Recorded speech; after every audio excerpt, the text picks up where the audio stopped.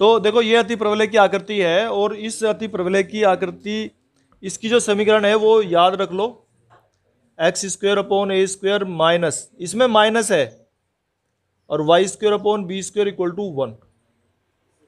ये अति प्रवलय की समीकरण है।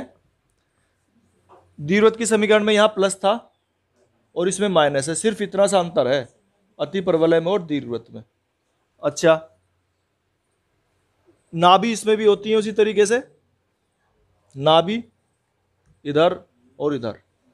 वहां दीर्घवृत्त में जो तुमने नाभि के निर्देशांक पढ़े हैं क्या थे, ए ई जीरो, है ना, प्लस माइनस ए ई और जीरो। यहां है ए और ये माइनस ए ई अपॉन जीरो। इस तरह से ये नाभि के निर्देशांक निकलते हैं। और नाभि और इसके अलावा इसकी जो अक्ष है, ये एक्स अक्ष जो है इसकी अक्ष होती है। अगर अक्ष की समीकरण पूछता है तो y इक्वल टू 0, ये अक्ष की समीकरण है, एक्सिस की इक्वेशन होगी y इक्वल टू 0। इसमें जैसे हमने वहां पर पढ़ी है दीर्घ अक्ष और लघु अक्ष, दीर्घ अक्ष और लघु अक्ष, यहां पर है उनका नाम अनुप्रस्थ अक्ष और संयुग्मी अक्ष। अनुप्रस्थ तो ये होगी और ये संयुग्मी अक्ष होगी। अब इनको इंग्लिश में कौन, लॉन्गिट्यूडिनल, दो तरह की एक्सिस हैं ये, ठीक है। और इन्हें जो है, अच्छा एक उत्केंद्रता, ई जो है उत्केंद्रता निकालने का फॉर्मूला इसमें चेंज है।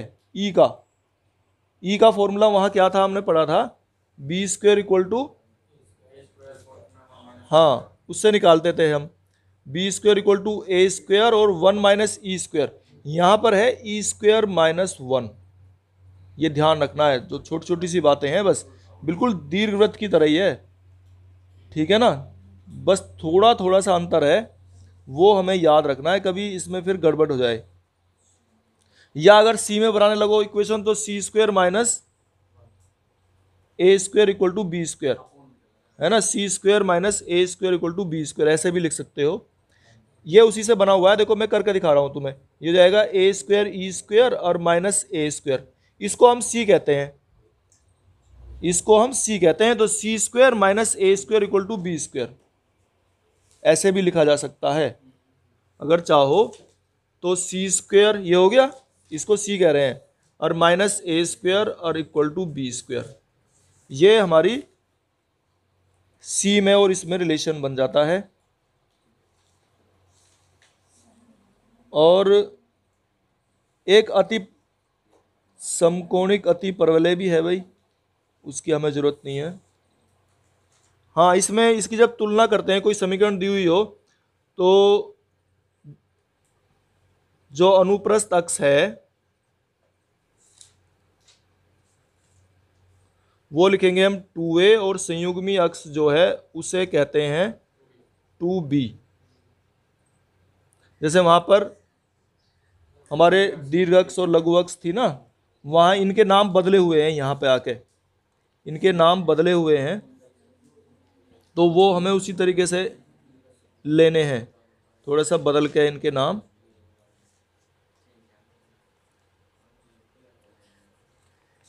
और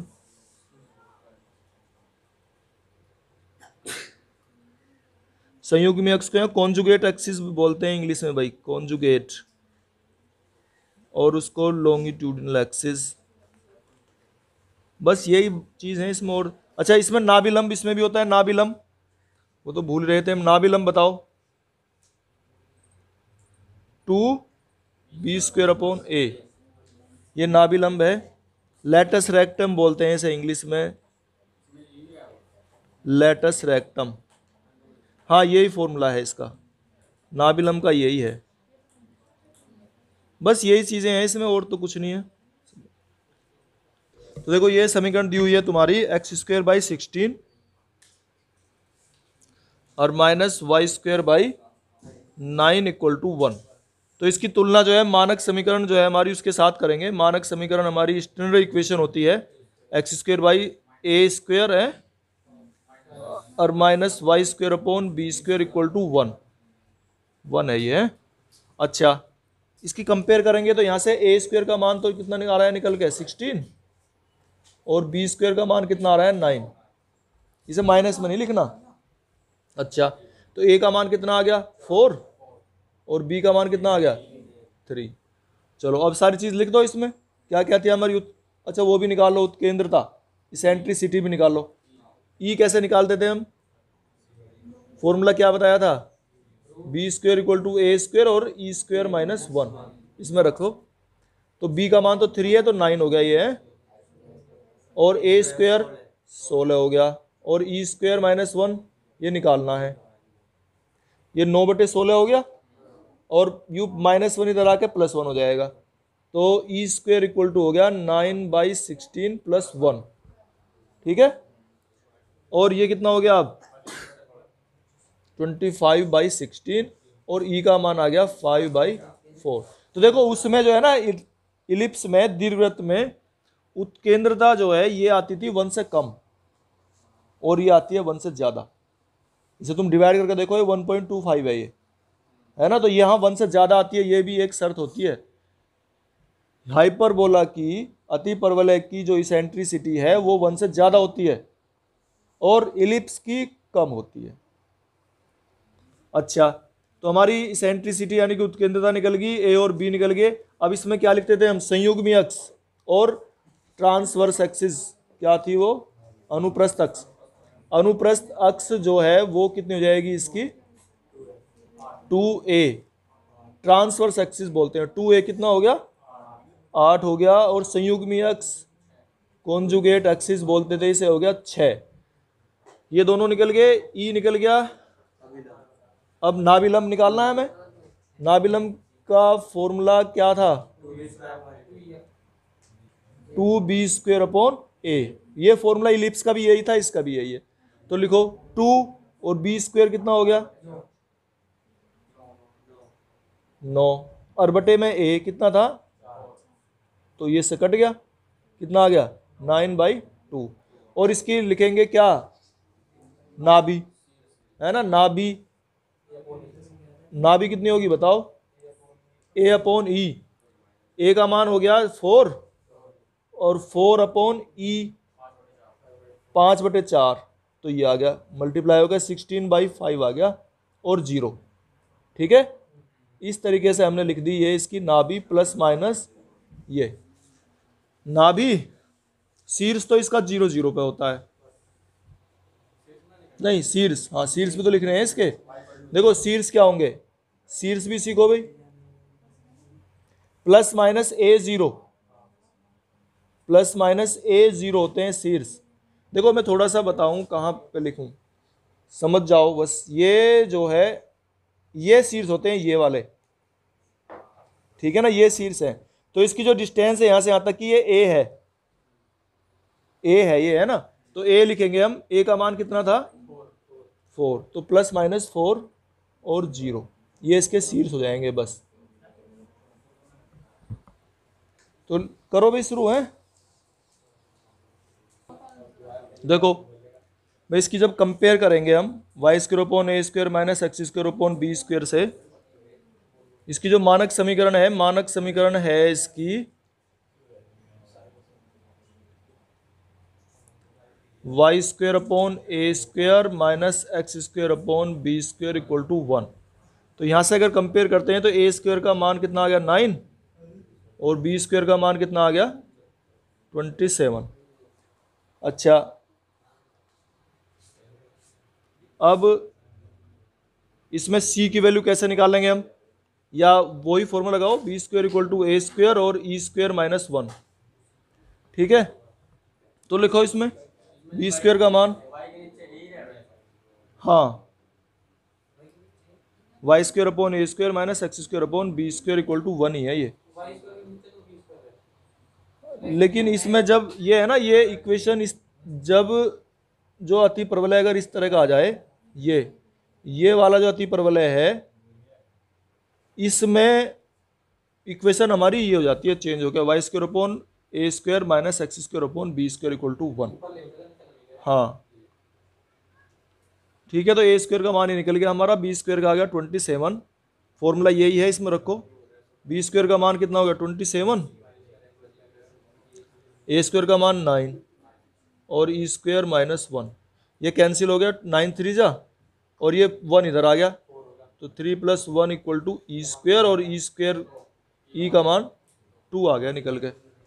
बस तो इसमें लिखो क्या क्या लिखना है, शीर्ष देखो ये हमारा ये डिस्टेंस 0 से लेके यहाँ तक ये हमारी, हाँ तो क्या होगी शीर्ष,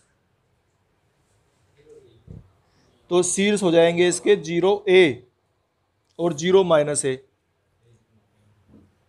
0A और 0 यानी कि +- A लिख दो, तो क्या होंगे 0 और A का मान क्या है 3, तो ये हो गया +-3, चाहो इन्हें अलग अलग करके लिख दो, 0 + 3 और 0 -3, तो ये तो हो गया शीर्ष। इसके बाद नाभिलंब और नाभि, नाभि के निर्देशांक क्या होंगे इसमें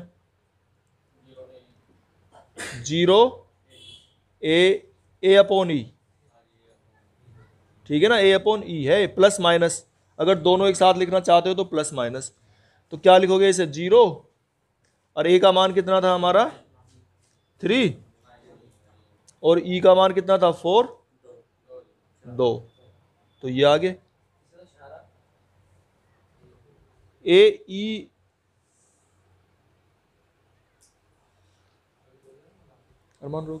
C 0 ± C, और C = है हमारा AE के इक्वल है ये, तो A का मान कितना है, ये ध्यान रखो भाई, C हमें यूज करना ही पड़ेगा, मैं चाह रहा था कि तुम्हें कई सारे फॉर्मूले ना याद करने पड़े, C = AE, इसे भी याद कर ही लो, ठीक है, तो C लिखेंगे हम इसमें AE, A का मान कितना था हमारा 3 और E का मान है 2, इसे याद कर ही लो इस तरह से, तो 0 ± 6, ये इसकी आगे नाभि, शीर्ष और A और B जो अनुप्रस्थक संयुग्मी अक्ष, अनुप्रस्थक सर संयुग्मी अक्ष कितनी है भाई, जो संयुग उन्हें निकलवाना रहा वैसे, तो ये संयुग्मी अक्ष ये है जो इनकी दोनों की मिला के एक अक्ष है ये, और अनुप्रस्थ वाली ये होती है जो दोनों काटती है। अच्छा बस और कुछ नहीं निकलवा रहा, नाभिलंब, तो नाभिलंब बताओ क्या होगा इसका, वही फॉर्मूला 2b²/A, तो लिखो नाभिलंब,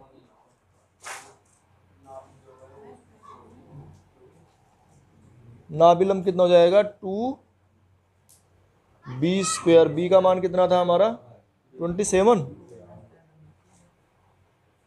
और अपॉन A, और 9 A का मान कितना 3, तो ये तो 2b²/A, A का मान 3 हो गया ना, 3 9 जा 9 और 9 2 जा 18, ये आ गया। तो थर्ड क्वेश्चन में है 9y² - 4x² = 36, और अब ये आ गया हमारा 36 से डिवाइड कर दिया, तो y² / 4 - x² / 9, A² की वैल्यू और B² की वैल्यू निकल आई, तो ये हम B² = A² E² -1 से E² की वैल्यू आ गई 13/4, तो √13/2, शीर्ष आगे इसके जो वर्टेक्स हैं वो आगे कितने 0 ± 2, और फोकस आ गई है 0 ± C, नाभि इसकी आ गई 0 ± 2 √3/2, तो ठीक है √3 से कैंसिल हो गया, नाभिलंब हो गया 2b²/A से, ये आ गया हमारा निकल के 9। चलो क्वेश्चन नंबर 4 है, इसमें 576 से डिवाइड कर दिया पूरी इक्वेशन को, तो x² 36 - y² 64 आ गया निकल के, A² और B² ले लिया हमने, और B² = A² E² -1 से 64, इसे सोल्व कर लिया, ये निकल के आ गया E² = 5/3, शीर्ष आ गया 0 ± ये A, और A की वैल्यू क्या थी हमारी 9 और ना भी आ गई 0 6 इंटू रूट 5/3 तो 0 प्लस माइनस 10। ना विलम्ब आ गया 2b² अपॉन a 16/3